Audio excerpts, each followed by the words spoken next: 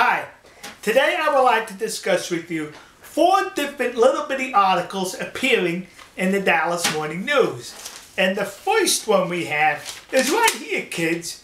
This one right over there. See, we have spies in these here United States of America. And this person arrested for spying happened to be in the United States military. And all that it says in this article is he was going to spy for a foreign government. That's it, kids. For one of them, their foreign nations. Never mentioned what that nation was. So I searched the internet and read 1 billion articles about this person.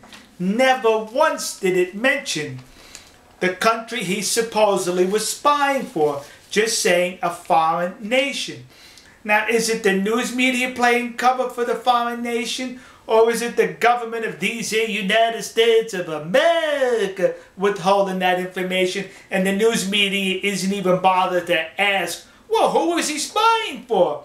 That's why I think it's the news media playing cover. That's why I think they're playing cover for their overlords in Beijing, because they do not want to have a negative impact upon their news bureaus in the Middle Kingdom. That's it, kids.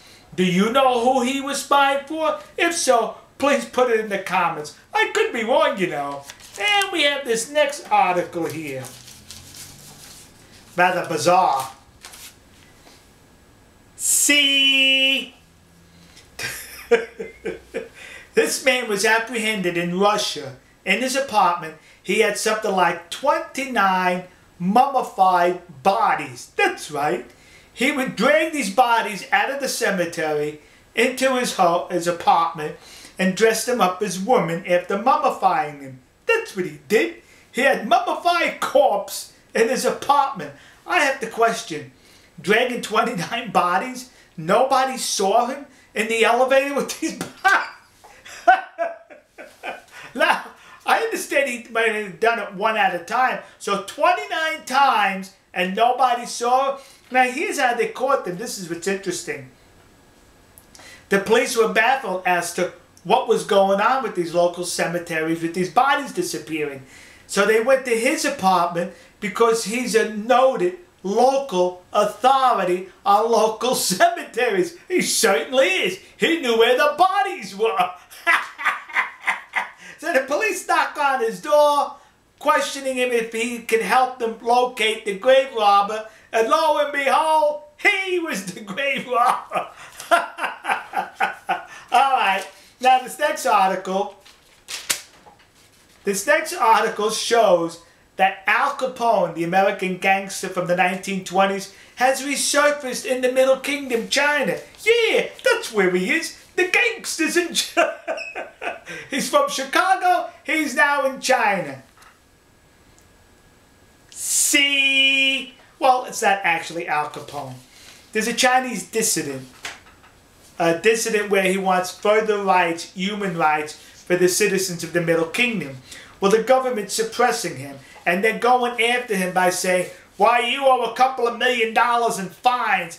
You're not paying your taxes, he's saying. $2 million, they said. So we're going to put you in jail. See? That's how the government in the United States got Al Capone.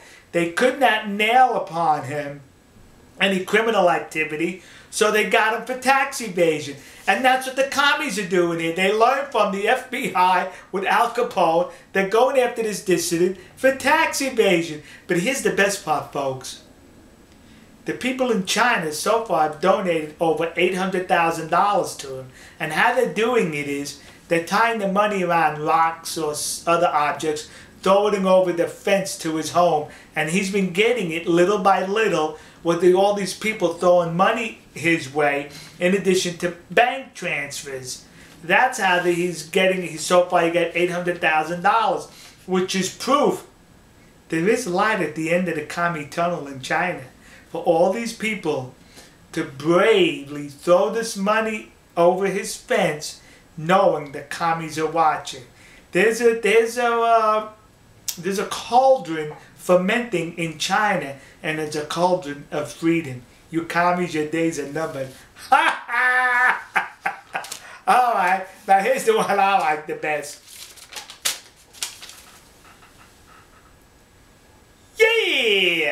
the president of Mexico, well, he's angry at the United States because we're dumping back into his country Mexican criminals. Here's what's happening. The criminal element in Mexico crosses into the United States illegally. They commit criminal acts here, we arrest them, and rather than fill our jails with these bums, we send them back to Mexico. And Calderon is saying, hey, wait a minute, don't dump your criminals on us even though they originated with us. Really? We should be admonishing you for letting your criminals cross the border to commit further criminal activities in these here United States of America. You want to point at someone about your criminals? Point to yourself. Keep your own criminals. We got enough of our own homegrown bottom feeders. We don't need any more coming in from other countries.